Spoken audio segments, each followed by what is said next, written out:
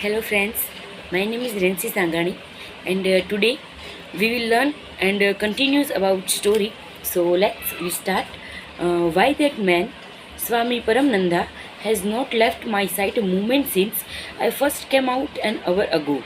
I bawled out the whole story and repeated the conversation the Swami and I had. His eyes opened wide. And we living in this material age, or are we dreaming? I never expected to witness such a miracle in my life. I thought this Swami was just an ordinary man, and now I find he can materialize an extra body and work through it. Together we entered and the son's room. Kedarnath Babu pointed to the shoes under the platform seat. Look, those are the very sandals he was wearing at the ghat. He whispered.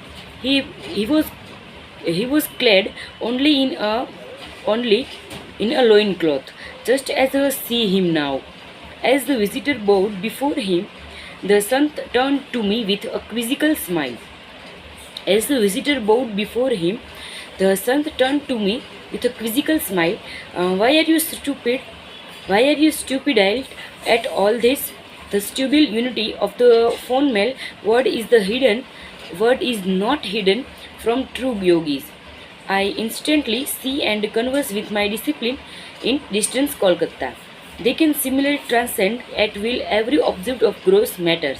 It was probably an effort to stir spiritual around in my young breast that the Swami had concerned to tell me of his power of extra radio, of television, and but instead of enthusiasm, I experienced only and extreme fear.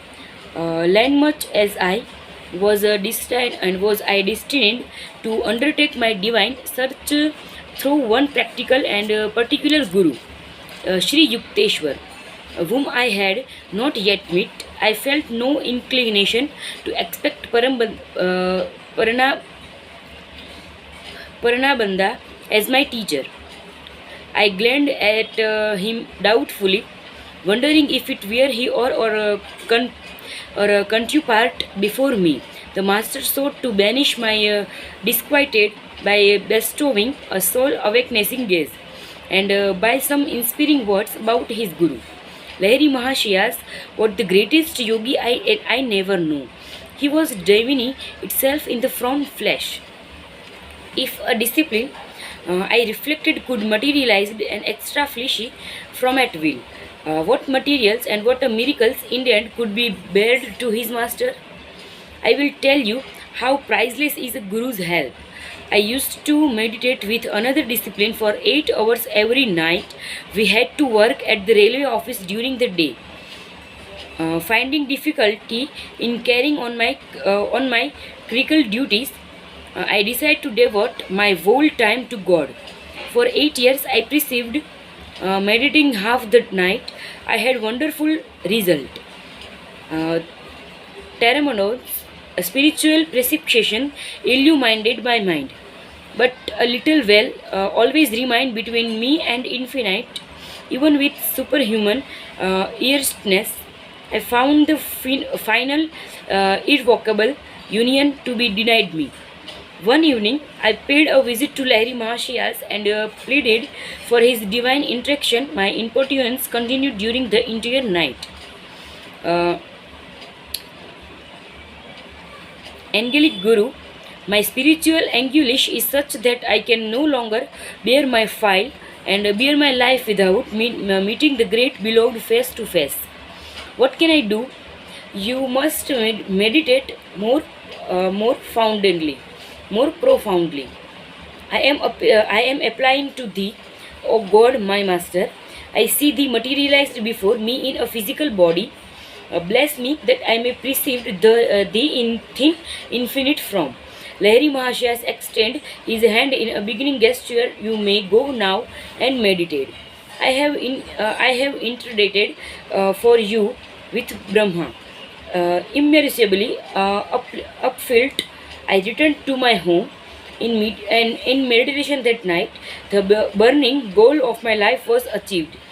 Now I casually enjoy the spiritual pension. Never from the days has never from. That days has the blissful character and blissful creator remained hidden from my eyes behind any screen of delusion. Param Pranabandha's face was suffused with divine light. The peace of another world entered my heart, all fear had felt.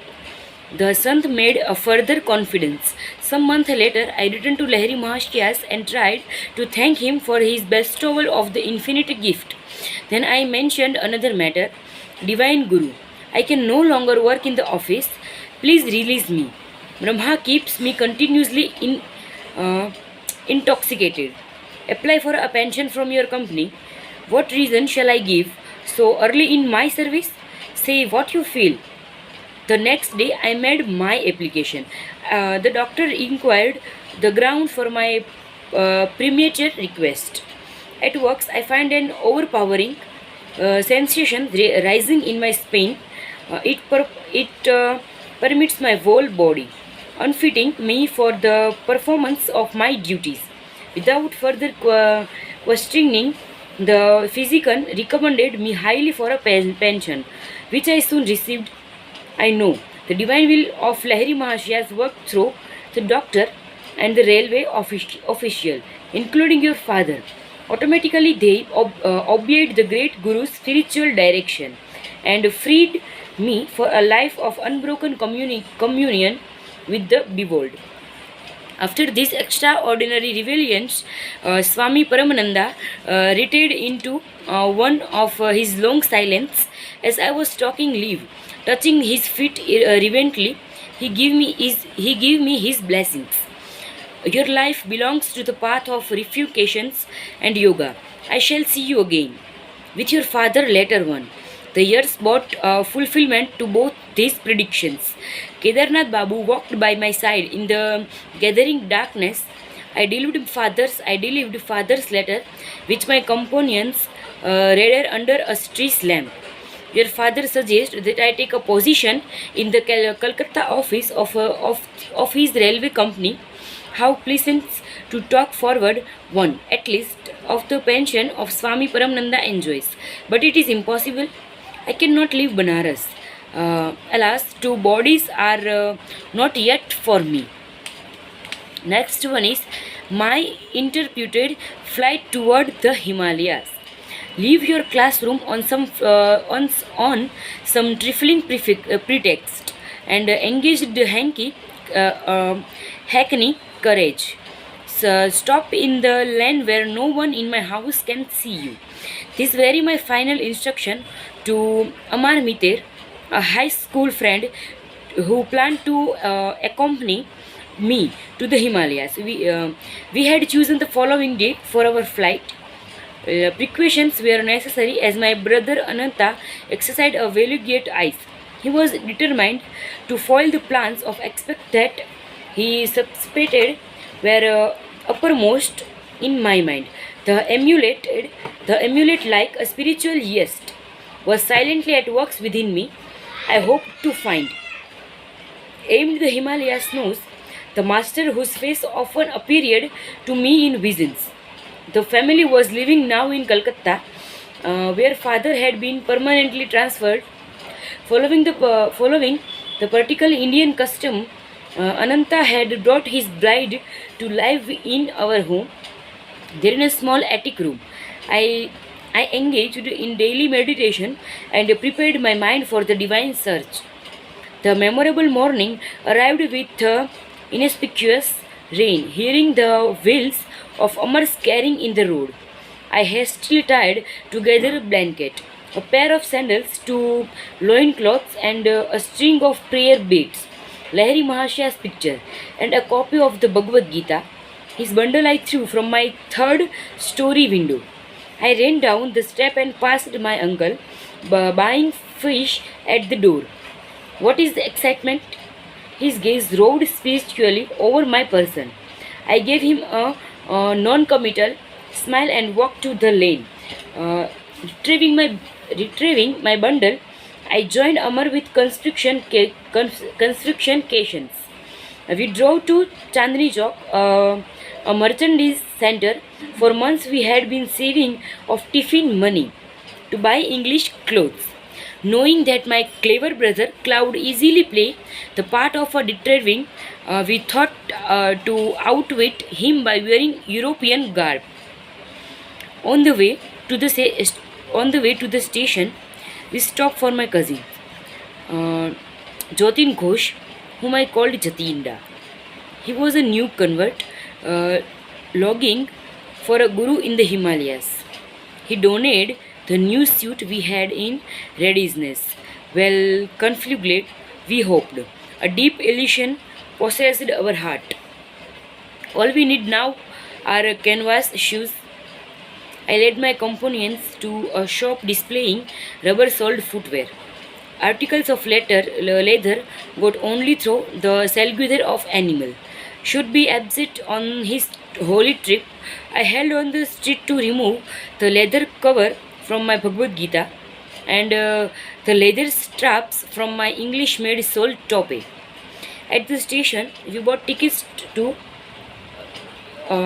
we bought tickets to Burdwan, where we planned to transfer off Haridwar in Himalayas foothills as soon as the train, like ourselves, was in flight. I gave untreated to a few of my glorious anticipations.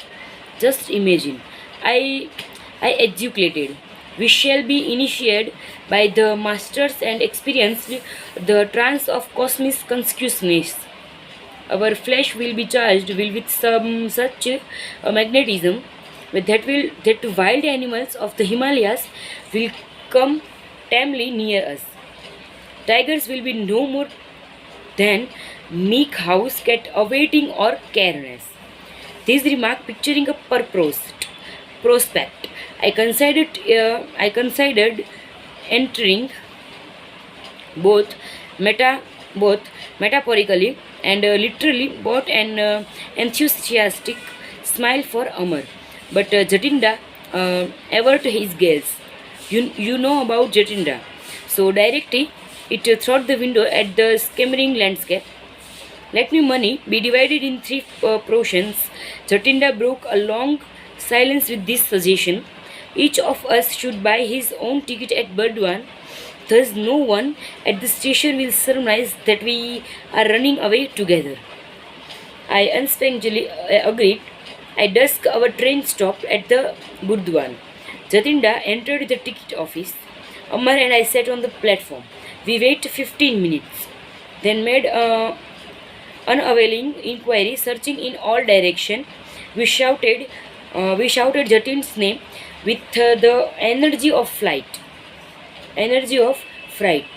But he had faded into the dark unknown surrounding the little station. I was completely unaware, shocked to a peculiar numinance, and that God would countenance his despairing episode. The romantic occasion of my first carefully planned flight after him was clearly married. Amar, we must return home. I was weeping. I was weeping like a child. Jatinda's Collier's departure is an ill omen. This trip is doomed to a failure. Is this your love for the Lord? Can't you stand the little taste of a teacher's companions? Throughout Amar's suggestion of a denying taste, my heart stayed itself. We refreshed ourselves with famous Burdwan sweets, mints. Uh, Sita Bhog, and Motichur. Of in a few hours, we entered off a Haridwar via Bareilly, changing trains the following day at the Mughal Servi. We discuss our vital matters as awaited on the platform. Amar, we may soon be closely questioned by railway officials. I am not underrating my brother's ingenuity. No matter what the outcome, I will not speak untruth. All I ask of you, Mukanda, is to keep still. Don't laugh to grin while I am talking. At this moment, a European station great accosted me. He weighed a telegram whose input I immediately grasped. Are you running away from the home in anger? No. I was glad his choice of words permitted me to make emphatic reply. Not anger, but diverted melancholy was responsible. I knew for my unconventional behavior. The official then turned to Amar. The duel of wits that followed hardly permitted me to maintain the council's stoic gravity. Where is the third boy? The man injected a full ring of authority into his voice. Come now, speak the truth. Sir, I notice you are wearing eyeglasses. Can't you see that we are only two? Amar smiled impudently. I am not a magician. I can't conjure up a third boy. The official, noticeably disconnected by these imperience and sought a few field of attack. What is your name? I am called Thomas. I am the son of the English mother and a converted Christian Indian father. What is your friend's name? I called him Thom. I called him Thomspon. By this time, my inward mirth had reached a zenith. But but by this time, my inward mirth had reached a zenith. I I, uncr- I unceremoniously meant for the train, which was providently whistling for a departure. Amar followed with the official, who was credential and oblique enough to put us into a European compartment. It eventually pained him to think of two half English boys traveling in the section altered of two natives. After his quick exit, I lay back on the seat and laughed approachiously. Amar wore an experience and expressions of built satisfaction at having outwitted a veteran European official. On the platform of I had converted to read the telegram from my brother Ananta. It went thus: three Bengali boys in English clothes running away from home to war. Haridwar via Mughal Serai. Please detain them until my arrival. Ample reward for your service. Amar, I told you not to leave marked timetable in your home. My glance was reproachful. Brother must have found one there. My friend sheepishly acknowledged the thrust. We halted briefly in Bareilly, where Dwarka Prasad awaited us with a telegram from Ananta. Dwarka tired valiantly to detain us. I convinced him that our flight had not been undertaken lightly. As on a previous occasion, Dwarka refused my invitations to set out from the Himalayas. While our train stood in a station that night, and I was half asleep, Amar was awakened by another questioning official. He too fell victim to the hybrid charms of Thomas and Thomas phone. Us. The train bore us triumphantly into a dawn. Arrived at Haridwar.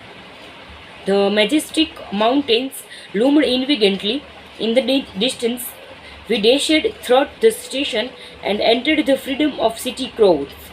Our first act was to change into native costume, as Ananta had somehow patented our European disguise. Premonitions of capture white on my mind, deeming it advisable to leave Haridwar at once. We bought tickets to proceed north to Rishikesh, a soil long held by the feet of many masters. I had already boarded the train. While Amar lagged on the platform, he was brought to an abrupt halt by a shoot of policemen and unwelcome guardian. The officers escorted Amar and me to a police station, bungalows, and took charge of our money. He explained currently that it was his duty to hold us until my elder brother arrived.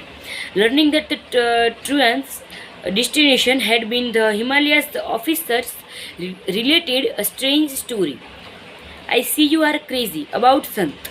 You will never meet a greater man of the God than the one I saw only yesterday. My brother officer and I first encountered him 5 days ago. We were patrolling by the gangs on a sharp lookout for a certain murderer. Our instruction were to capture him alive or dead. He was known to be to be masquerading as a sadhu in order to be rob pilgrims. A short way before us, we spied a figure which resembled a description of the criminal. He ignored our command to stop. We ran to overpower him. Approaching his back, I wielded my axe with Turmadaun's force. The man's right arm was severed almost completely from his body. Without outcry or any glance at the ghastly wound, the stranger astonishingly continued his swift place. As we jumped in front of him, he spoke quietly. I am not the murderer you are seeking. I was deeply mortified to see I had injured the person of a genuine looking says, prostrating myself at his feet. I implored his pardon and offered my turban clothes to Sechuans and the heavy spiritual of the blood. Son, that was just an understandable mistake on your part. The Sant recognized me kindly. Run along and don't reproach yourself. Your beloved mother is taking care of me. He pushed his dangling arm into this stump and too. So it had the blood infallibility caseate to flow. Come to me under younger tree in their days, and you will find me fully helded. Thus you will feel no remorse. Yesterday, my brother officer and I went urgently to designate spot. The sadhu was there and allowed to us to examining his arm.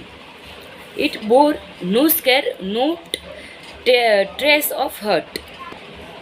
I am going via Rishikesh to the Himalaya solitudes. The sadhu blessed us as he departed quickly. I feel that my life has been uplifted through his sanctity. The officer concluded with poisonous injections. His experience has obviously moved him beyond his usual depth. With an impressive gesture, he handed me a printed clipping about the miracle in a usual garbled manner of the sensational type of the newspaper. The reporter's version was slightly exaggerated. It indicated that the sadhu had been almost decapitated. Amar and I lamented that we had missed that great yogi who could forgive his persecutor in such as a Christ-like way. Indian material poor for the last 2 centuries, yet has an inexhaustible fund of divine wealth. Spiritual skyscrapers may occasionally be encountered by the wayside, even by worldly men like this policeman. We thanked the officer for relieving our tedium with his marvelous story. He was probably intimating that he was more fortunate he had met an illuminated sant without efforts of our honest search had ended not at the feet of the master, but in a crops police station. So near the Himalayas, and yet in our captivity so far, I told Amar I felt doubly impelled to seek freedom. Let us slip away when opportunity offers. We can go on foot to holy Rishikesh. I slimmed encouragingly. But my companion had turned pessimist as soon as the stalwart props of our money had been taken from us. If we started tricked over such dangerous land, we should finish. Not in the city of suns, but in the stomach of tigers. Ananta and Amber's brother arrived after 3 days. Amar greeted his uh, relative with efficient relief. I was the unrecognized. Ananta got on more from me than a survey upbraidingly. I understand how you feel. My brother spoke stoutly.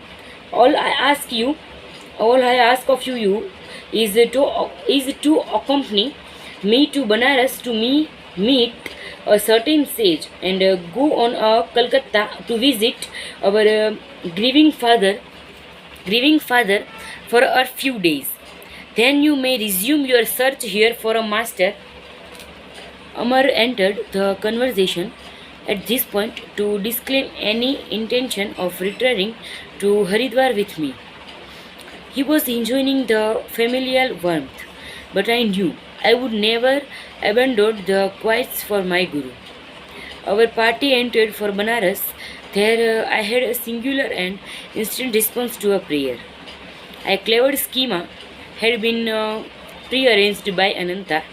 Before seeing me in Haridwar, he had stopped in Banaras to ask a scriptural authority to interview me later. The Pundit and his son also, the Pandit and his son also, he has performed Ananta, and they would attempt to dissuade me from becoming a sannyasi. Ananta took me to their home. The son, a young man of ebullited manner, greeted me in the counter-yard. He engaged me in a lengthy philosophic discoverage, professing to have clarity and knowledge of my future. He discounted my ideas of being a monk. You will meet, you will meet continual misfortune, and he unable to find God. If you insist on restricting your ordinary responsibilities, you cannot work out your past karma without worldly experiences. Immorals, words from the Bhagavad Gita rose to my lips in reply. Even he with the roast of karma, who casually meditates on me, quickly lost the effects of his past and bad actions, becoming a high saluted being. He soon attains perennial peace. Know this for certain. The devoted who puts his trust in me never precedes, but the forceful uh, prognostications of the young man had slightly shaken my confidence with all the favor of my heart, and I prayed silently to God, please solve my bewilderment and answer me right here and now. If thou dost desire me to head the life of a dishonest of or a worldly man. I noticed a sadhu of a noble constitution standing just outside the compound of the Pandit's house. Evidently, he had overheard the spiritual conversation between the self-styled clairvoyant and me. For the stranger called me to his side. I felt a tremendous power flowing from his calm eyes. Son, don't listen to the ignorance. In response to your prayer, and Lord tells me to assure you that your soul path in this life is to a renunciant. With astonishment as well as gratitude, I smiled happily and these deceive messages. Come away from that man. The Ingorians was calling me from the counter yard. My son, my saintly guide raised his head in blessing and slowly departed. That sadhu is just crazy as you are. It was the hoary-headed Pandit who made this charming observation. He had his son were gazing at me lugubriously. I have heard that he too has left his home in a vague search for God. I turned away. To Ananta, I remarked that I would not engage in further discussion with our hosts. My discouraged brother agreed to an immediate departure. We soon entered for Kolkata. Son, don't listen to that ignorance. In response to your prayer, the Lord tells me to assure you that your sole path in this life is that of the recipient. With astonishment as well as gratitude, I smiled happily at the deceived messages. Come away from that man. The ignorance was calling me from the counter. My sonly uh, guide raised his hand in blessing and slowly departed. That sadhu is just as crazy as you are. It was the hoary headed Pandit who made this charming observation. Mr. Detective, how did you discover I had fled with two companies? I vented my lively curiosity to Ananta during our homeward journey. He smiled mischievously. At your school, I found that Amar had left his classroom and had not returned. I went to his home and the next morning and unearthed a market timetable. Amar's father was just leaving by carriage and was talking to the coachman. My son will not ride with me to school like this morning. He has disappeared, the father moaned. I heard from a brother coachman that your son and two others uh, dressed in European suits boarded the train at Howrah station, the man stated. They made a present of their leather shoes to the cab driver. Thus, I had three clues that the timetable, the trio of boys, and the English clothing. I was listening to Ananta's disclosures with mangled mirth and vexations. Our uh, our generosity to the coachman had been slightly misplaced. Of course, I used to send telegrams to station official in all the cities that Amar had underlined in the timetable. He had checked Bareilly. He had checked Bareilly. So I worried your friend Dwarka there. After inquiries in our Kolkata neighborhood, I learned that the cousins Jatinda had been absent one night but had arrived home the following morning in European garb. I sought him out and invited him to dinner. He accepted, quite disarmed by my friendly manner. On the way, I led him unspaciently to a police station. He was surrounded by several officers whom I had previously selected and select for their frictious appearances. Under their formidable gaze, Jatinda agrees to account for his mystery and mysterious conduct. I started for the Himalayas in a buoyant spiritual mood, he explained. Inspiration filled me at the prospect of meeting the master, but as soon as Mukanda said, during the during during the ecstasies in the Himalayas caves, tigers will be spellbound and sit around us like tame pussies. My speech froze, bits of prescriptions from my brow. What then? I thought. If the victorious nature of the tigers be not changed through the power of our spiritual trance, shall they treat us with the kindness of ours and house cats? In my mind's eyes, I already saw myself the compulsory inmate of some tiger's stomach, entering their knot at once with the whole body. by the installments of its several parts. My anger at Jatinda's vanishment uh, evaporated in laughter. The hilarious explanation on the train was worth all the anguishes he had caused me. I must confess to a slight feeling of satisfaction. Jatinda, too, had not expected an encounter with the police. Ananta, you are a born sleuthhound. My glance of amusement was not without some explanation. My glance of Jatinda, I am glad he was prompt by the no mood of transcendency, as it appeared, but only by the prudent instinct of self-preservation. At home in Calcutta, Father Touchling requested me to curb my roving feet until at least the completion of my high school studies.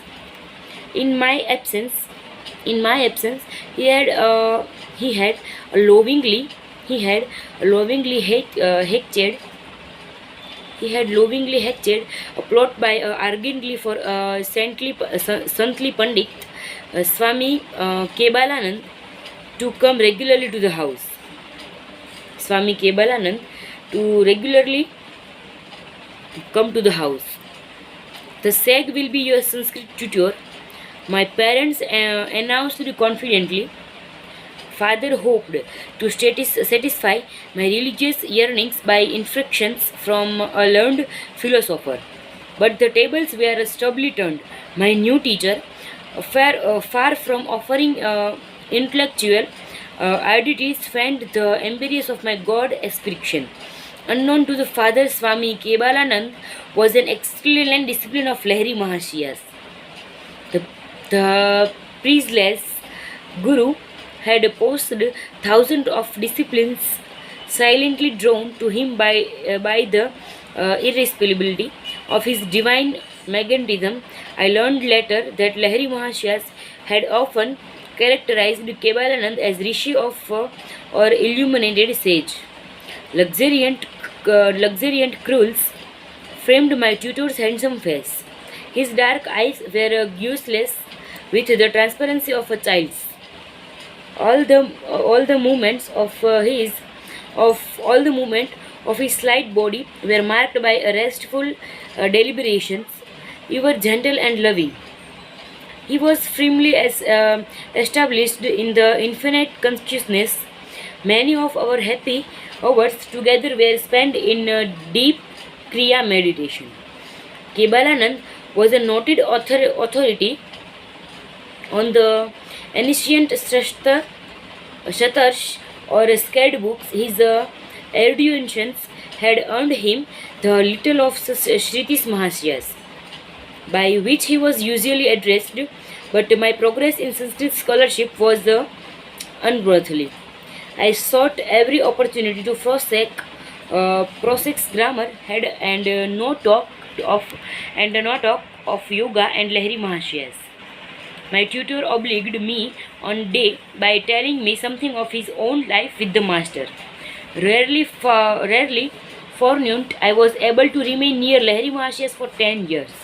His Banaras home was my nightly goal of pilgrim's age. The Guru was always present in a small front of parlor on the first floor. As his son, as he sat in a lotus posture on a backless wooden seat, his disciplined guard led him a semicircle. His eyes sprinkled and danced with the joy of the divine. They were ever half closed, peering through the inner telescoping orb into a sphere of internal blisses. He seldom spoke at length. Occasionally, his gaze would focus on a student in need of help. Healing words poured then like an avalanche of light. And an indescribable peace blossomed within me at the master's glance. I was permeated with his fragrances, and his fragrance as thought from a lots of infinity. To be with him, even without exchanging word for days, was experiences which changed my entire beings. If any visible barrier rose in the path of my concentrations, I would meditate at the Guru's feet. There, the most tenuous state came easily within my grasp. Such prescription elude me in the presence of lesser teachers. The master was the living temple of God, whose, whose secret doors, whose secret doors were open to all discipline thought devotions. Lahiri Mahashaya was a no bookish interpreter of the scriptures, effortlessly he dipped into the divine library, form of words and sphere of thoughts ghosted from the fountain of his omniscience. He had the wondrous claris that unlocked the profound philosophical science hidden age ago in the Vedas. If asked to explain the different planes of consciousness mentioned in the ancient text, he would seemingly assent. I will unregard those steps and presently tell you what I perceive. He was stuffed diametrically, unlike the teachers who commit scripture no memory and then give forth under unrealized abstraction. Please expound the holy. Please expound the holy sentence as the meaning across know you. The taciturn Guru often gave this instruction to a neighboring discipline. I will guide your thoughts, that the right introspection be attained.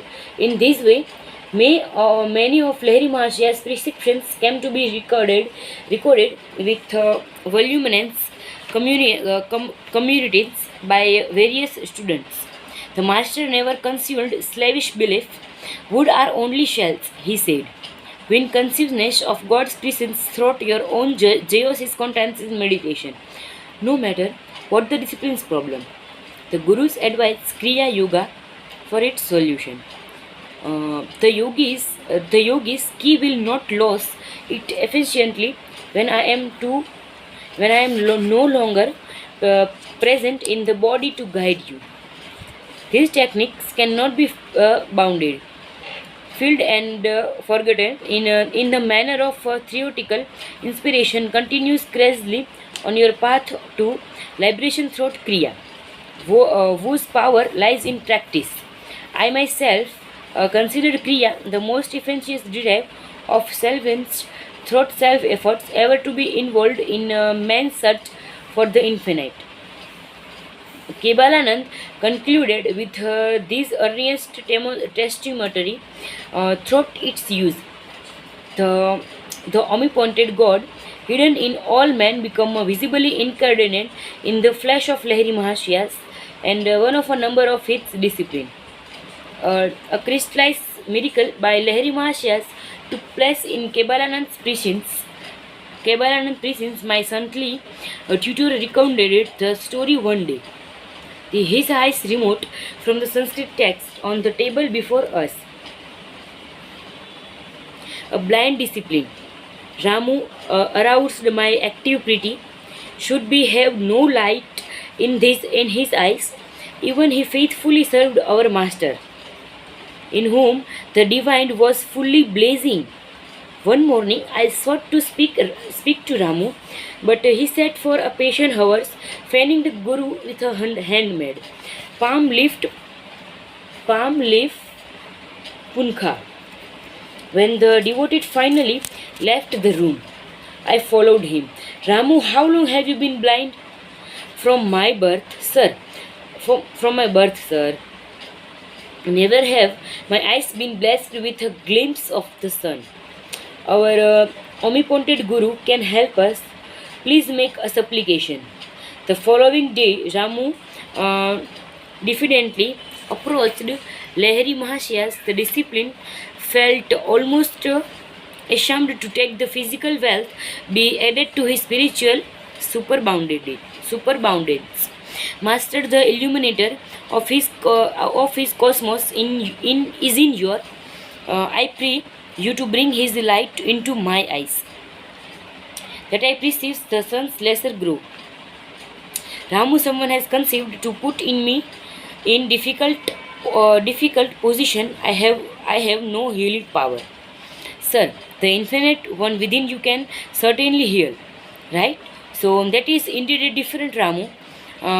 God's limits is nowhere. He who ingrid the stars and the cells of flesh with mysterious life, uh, effulgence can surely bring the luster of vision into your eyes. Uh, the master touched Ramu's forehead at the point between the eyebrows. Keep your mind concentrated there and frequently chant the name of the prophet Rama for 7 days. The splendor of the sun shall have a special down for you. Lo, in 1 week, it was so far. For the first time, Ramu beheld the fair face of the nature. The omniscient one had urgently directed his discipline to repeat the name of Rama. What is the name of? The name of Rama. Uh, uh, Adored by him above all other sons, Ramu's faith was the devotionally plugged soil in which the Guru's power shell and seed of permanent heading spiritual. Kebalanand was silent for a moment, then paid a further tribute to his Guru. It was evident in all miracles performed by Lahiri Mahashiyas that he never allowed the ego principle to consider itself a consecutive force. By the perfection of his surrender to the prime healing power, the master enabled it to flow freely through him. The numerous bodies that were spiritually held it through Lahiri Mahashas eventually had to feed the flames of cremations, but the silent spiritual awakenings he effort. The Christ like discipline the fashioned are his imperishable miracles. I never become a Sanskrit scholar. Kebalanand taught me diviner syntax. A, a perfume sant display his wonders. To everything there is a season and a time to every purpose under the heaven. I did not have this wisdom of Solomon to comfort me. I gazed searchingly about me on any excursion from home for the face of my destining Guru, but my path did not cross his until after the completion of my high school studies.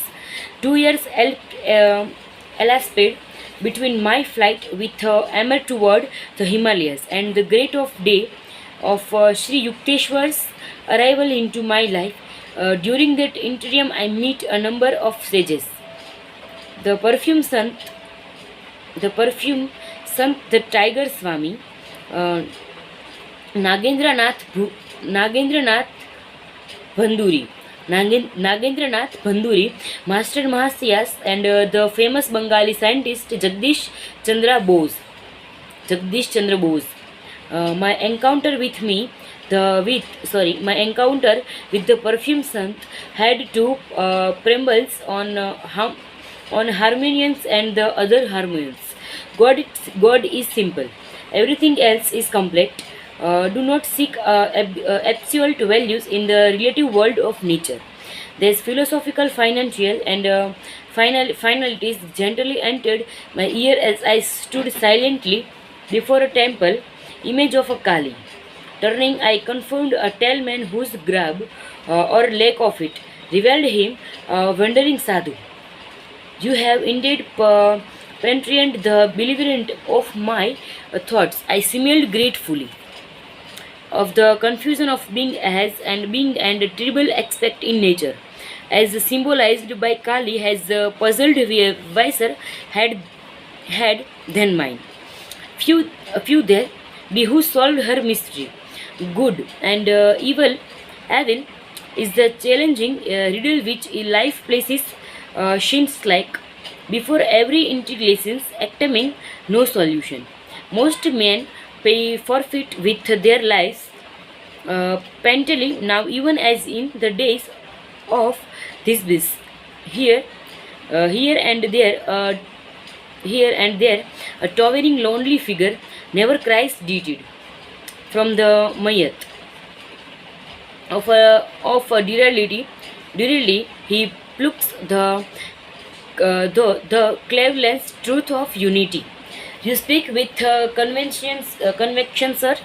I have long exceeded and honest introspections, the exquisitely painful approach to wisdom, self self security, relentless observation of one's thoughts is a stake and stating experience. It it pulverized the shouted ego, but true self-analytic mathematically operator to produce series. The way of self-expectations and individual acknowledgements result in egoists sure of the right to their private interpretations of good, of God and the universal. Truth humbly retires, no doubt. Before such arrogant organity, I was enjoying the discussion. Man and understand to know entered virtually until he has freed himself for pensions. The human mind, bared to a sentient slime, is teeming with the repulsive life of countless world delusions, struggles of the battlefield play into insignificance here. When man's first contends with inner enemies, no mortal forces this to be overcome by a harrowing array of might.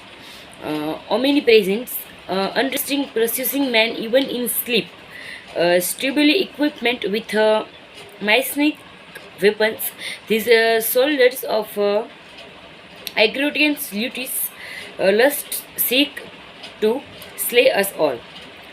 Thoughtless is the man who buries his ideas, surrendering to the common fate. May he seems other than important wooden and ignominious, respected sir. Have you so sympathy for the belvitated masses? Belvitated masses. The sage was silent for a moment, then answered obliquely, to love both the invisible God, repository of all virtual and visible man, appreciably possessed of none, is often baffling, but integrity is equal to the maze.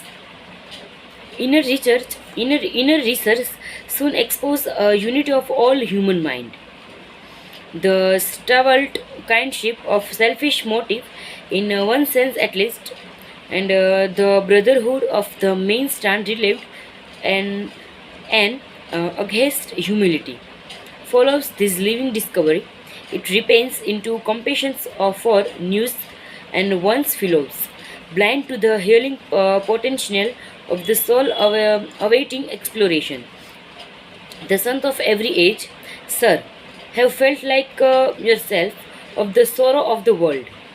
Only the shallow man lows responsive to the voice of others' life. As he sinks into narrow suffering of his own, the sadhu's austere face was noticeably softened.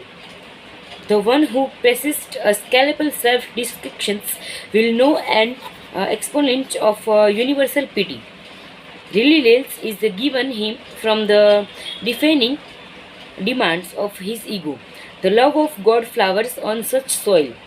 The creature finally turns to his creator. If for no other reason, then ask in anguish, why, Lord, why? By ignorable weeps of pain. Man is driven at last into the infinite precincts whose beauty alone should lure him. The sage and I were present in the Calcutta Kalighat temple, whither I had gone to view its famed magnificence with a sweeping gesture. My chance companions dismiss the oriental dignity.